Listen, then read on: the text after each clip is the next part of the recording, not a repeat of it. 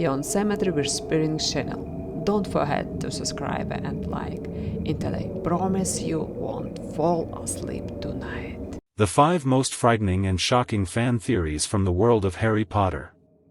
1. The true purpose of the Avada Kedavra spell. This unforgivable spell is one of the most powerful in the world of Harry Potter. Very often, it is a threat and a ruthless tool in the hands of dark mages. At the same time, the biological reasons and ways in which this spell works are completely unclear and unknown, so to speak, and here we can only speculate, but there are 2 quite logical, in my opinion, explanations for the work of this spell. The victim's internal organs simply cease to function after the blow. The soul of the wizard magically leaves the body, having been ripped out by the spell. And now, let's get down to business. So, one of the fan theories says that it turns out that the Avada Kedavra spell was originally created for exactly the opposite purpose. Just as everyone's familiar abracadabra, in its original essence was supposed to help fight disease, rather than being a joke addition to all sorts of tricks, so Avada may well have become a helper rather than an enemy of magicians, namely, it was supposed to heal people rather than kill them. So, what do we have? In Aramaic, abracadabra means let it be destroyed, and the point is that originally the spell was supposed to destroy/kill viruses and bacteria, but not people in any way. But later, someone among the mages discovered these unique abilities and capabilities of the spell, transformed it, and from then on, the Avada Kedavra spell began a very different story. 2. Buckley's demise. Harry's beautiful polar owl is more than just a pet. He is a constant companion and life companion. He is someone who has gone along with you all the way to becoming a wizard from the very beginning of your introduction to the world of magic. Yes, that's how it was until Buckley's life was cut short during Operation 7 Potter. We are not told exactly which Death Eaters were responsible for her death, but there are many reasons to believe that it was no accident, and the most popular explanation is that Rowling wanted to emphasize that the carefree times of childhood and adolescence were behind her. Along with it left behind the school days at Hogwarts, trips to Hogsmeade and merry talks in the Gryffindor common room. Another popular theory is that Buckley's demise couldn't have not happened. And here's why. As you and I may recall, during Operation 7 Potter, everyone involved drinks a potion to hide the real Harry from the eyes of his pursuers. And, as it turned out, the only weak link here was that the real booklet could give away the real Harry, since it was clear that she would only fly with her master. And that is why. According to the fan theory, Snape, who is just as interested in Harry not being discovered and being able to escape, kills the booklet so that it will unwittingly not give Harry away so that he cannot be discovered among the other fake Harrys. 3. The true nature of Voldemort's temporary asylum. This theory was born out of the description of Voldemort's appearance in the 4th part of the saga called the Goblet of Fire. A lot of people have noticed that Voldemort in Pettigrew's hands looks a lot like a human embryo, as if it were his infant form of life. By the way, supporters of this theory also refer to a very unusual fact. Rowling once shared in an interview that after she showed her initial draft of Goblet of Fire to the editor, he was a little shocked. And sort of, after that, she made some changes to the story. Well, what, exactly, could probably have horrified the editor so much, we're going to find out with you now. So, this theory is directly related to the story of Bertha Jorkins, who was once an employee of the Ministry of Magic. In 1994, Bertha makes the fateful decision to go to Albania, unaware that Pettigrew is there at the same time, who by then had already found and managed to reunite with his master Voldemort. Being her former acquaintance, they met at Hogwarts. Pettigrew easily convinces Bertha to take a walk in the woods with him, where she is killed by Voldemort, thus making Nagina his last Horcrux. And this is where the theory, as they say, shows in its action. There's speculation that Bertha was pregnant at the time, and Voldemort used the body of her unborn child as a temporary resting place for a shard of his soul. And it is this body that Pettigrew throws into the cauldron in order to complete Voldemort's rebirth process. So the image we see in Goblet of Fire is probably the unborn child of Bertha Jorkins. Another argument in favor of this theory is that mastering someone else's mind and body is a very dark and dangerous kind of magic, and, as you and I know, Voldemort mastered it perfectly. 4. Harry's family. A lot of us, and I think you've encountered this too, are quite surprised by the fact that nowhere in the books or in the movies are Harry's grandparents mentioned, and there were supposed to be 4 of them.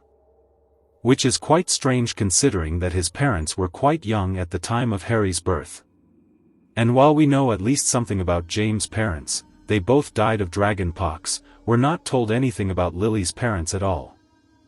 There's a small remark on Pottermore/Wizarding World that they died normal Muggle deaths, but what that might mean is a big mystery to us, to be honest.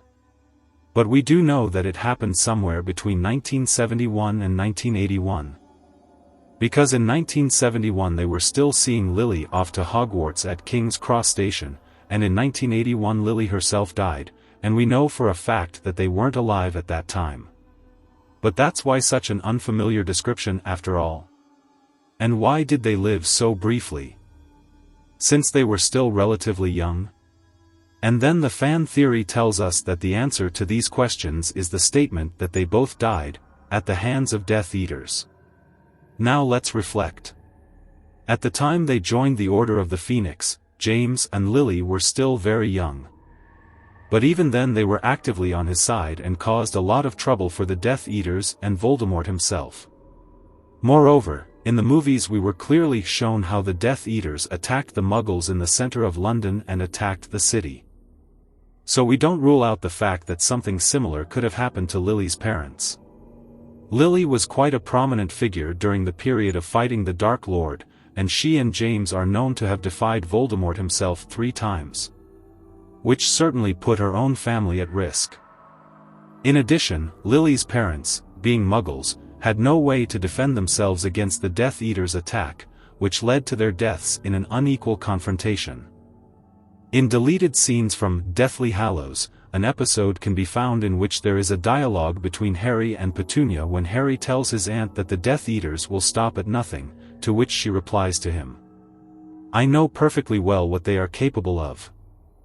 These words from Petunia inadvertently lead us to believe that Petunia knows a lot more about the magical world than it might seem at first glance, and it is quite possible that Mrs. Dursley has experienced living the consequences of encountering the Death Eaters that once came to her parents.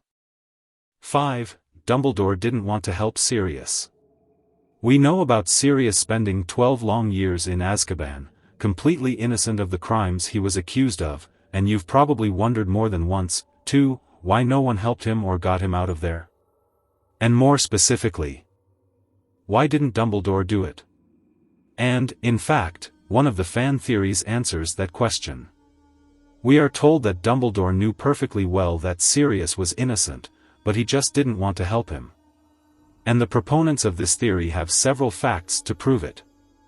It is mentioned more than once in the history that Dumbledore is a skilled legilimate, able to read other people's minds.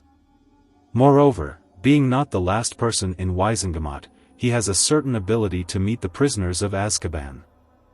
Was it really that difficult to come to Sirius in Azkaban and find out the whole truth?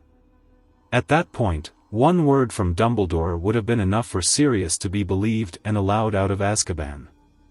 In any case, if Dumbledore had found out the truth, he surely would have been able to do something for Sirius. Moreover, the theory tells us that Dumbledore knew perfectly well that Sirius was not guilty of the crimes of which he was accused. And yet he didn't help him escape Azkaban in any way because thought it would be better for the magical community. How can this be possible? Let's look into it. We know perfectly well that Sirius Black was Harry's godfather and the Potter's closest friend, so there is no doubt that he would have definitely taken Harry in after his parents' death. And even if someone, including Dumbledore, had tried to convince him that Harry should not be with him but elsewhere, he would not have agreed to give the boy up. By the way, did you notice that Sirius had no trial? Every single Death Eater has gone through a trial. But Sirius was somehow denied that opportunity. Maybe it was because it worked to someone's advantage, since that way Sirius had no chance to tell his side of the story. And that someone is among his allies. Someone who has the ability to communicate directly with the Ministry. Someone who most likely convinced the Minister that Sirius Black was guilty. And that someone is Dumbledore. It is clear that Dumbledore left Sirius in Azkaban for a reason. There was a reason, and a very good one. And it was little Harry and what he was going to experience in the next few years. The fact is that if Sirius had taken Harry in, he would never have ended up with the Dursleys. And even though they treated him badly, the fact that he lived with them was a guarantee that he stayed alive, as the power of Lily's sacrificial love continued to protect Harry through Petunia. And surely Harry would have lived much happier with Sirius. But he wouldn't have been protected then by the ancient magic that Lily was able to create. It wasn't that Dumbledore disliked Sirius or treated him badly.